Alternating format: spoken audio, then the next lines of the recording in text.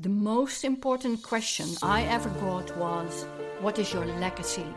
Not a material legacy, but if life stops here, how do you want to be remembered? What is that energy? How do people see you? This podcast series is a result of that question, what is my legacy? A phoenix is burning itself on a funeral pyre and rising from the ashes with renewed youth to live through another cycle. This fertile ash is filled with phoenix frequencies of compassion, love, forgiveness, intuition, wisdom, generosity, resilience, creativity, an evolution and involution. I've been in the ashes. I give voice to my phoenix. I share how I pioneer with ease. That's a lifestyle, a choice. I'm Nienke van Bezooyen, and I welcome you to listen and invite you to rise.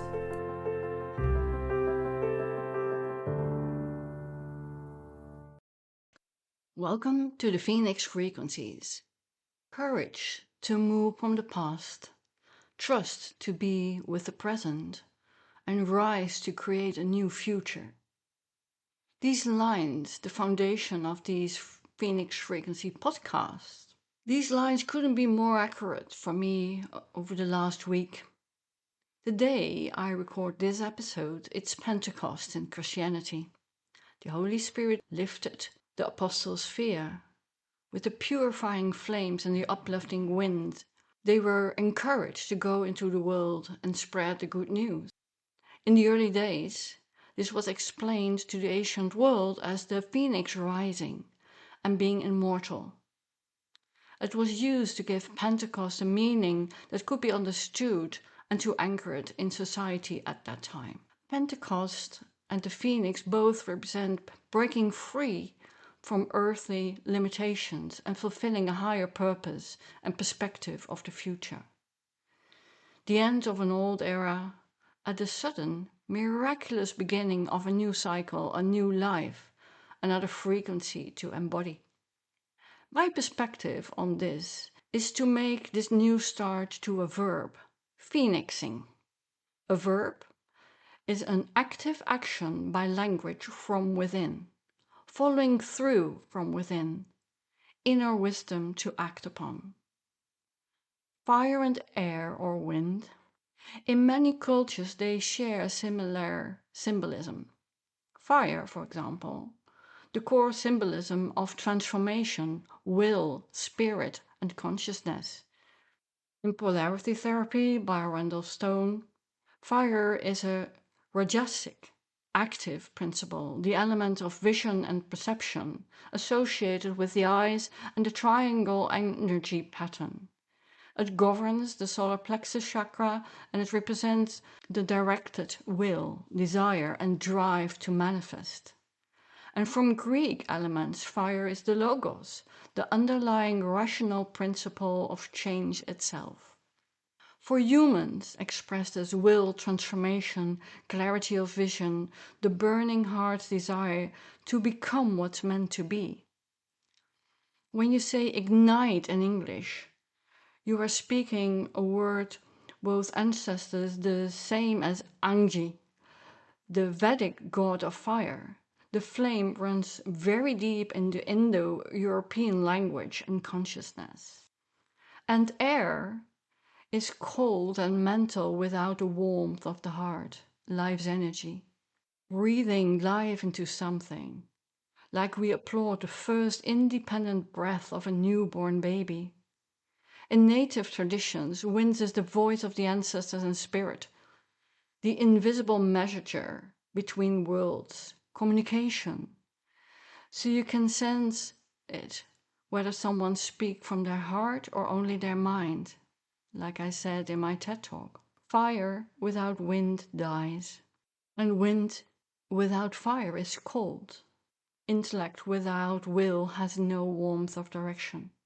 Yesterday I spoke with a group of Pepperdine University nearly graduates, nervous about their speech that's required in a couple of weeks. Fear and mental perfectionism ruling some of them.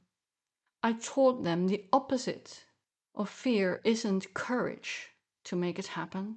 The true power to shift from fear is love. A phoenix doesn't need courage to rise. The real spark is the love for life itself. Is there something you love so much that you can move mountains to create that path, like a mother would do for her baby? To leave the past if you want, you do that by choice. You can only bring clean, healed lessons learned from that previous path. With an open heart, you leave behind what isn't serving you any longer. The grief, the anger, or bitterness, just leave it behind. Even the regret, check it before you move on. Don't fall into the trap of bouncing back, repeating the old phoenix. Then the present shows itself. The here and now of the new step you are taking. The clean sleeve is there, the blank canvas in front of you, and now what? It's the moment between the out-breath and in-breath, the still point before new movement. Uncertainty, feeling lost or empty, no longer understood, without common ground. The old is gone, and the new is uncharted territory. At these moments, fear, worry, self-blame, shame, or doubt like to knock on your door. Don't let them rule your life. Thank them. Thank them because they're just trying to protect you based on past experiences, mentalized feelings. Remember to breathe. Go to your heart, neutral. Creating the new beyond fear. Creating from deep love. You chose to Phoenix. In case of doubt, fear, or overthinking, go to what's more powerful and sustainable for you. Your soul's mission and the deep love for it, and stay with it. That's your inner fire with air under your action wings. Like the apostles might have felt it at the first Pentecost. Encouragement and trust ignited within them, so the Gospel says. But it's like the seed in the soil starts to grow towards the light because it's in its DNA, the inner force, the source or soul's mission. What's yours? Don't think the answer, feel the answer. Keep breathing deep and slow, and then you can feel it click into the right position. Your choice to Phoenix. Don't get me wrong, it can be a minor but deliberate shift, the butterfly effect. People who know my background story know I reinvented my life many times. The moment I decided to become a nurse, the mental choice to do what I was familiar with. Becoming an entrepreneur because I was fed up with bossy bosses. Thoughtful, creative businesses. Listening to people who convinced me the business would be only flourishing with a good logo and tagline. Yeah. The first time I felt my heart speak up loudly was when I founded Presentation Master, providing the world with a voice. The nurse who cares and the public speaking expert merged.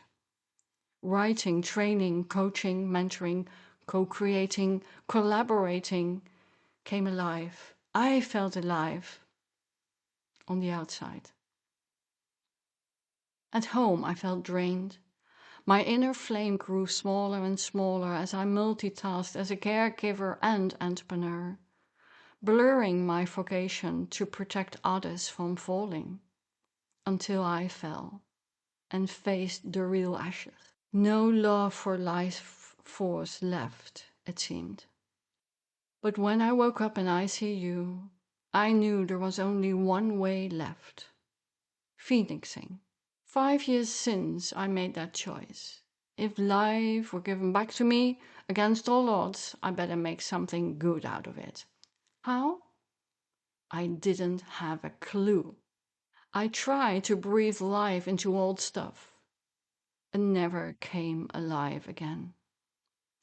The first time I felt a true click was when I started these podcasts, the Phoenix Frequencies. So I continue to unwind my past, only taking with me my alignment from my heart's fire. Today at Pentecost, I can share the birth of a new era for me.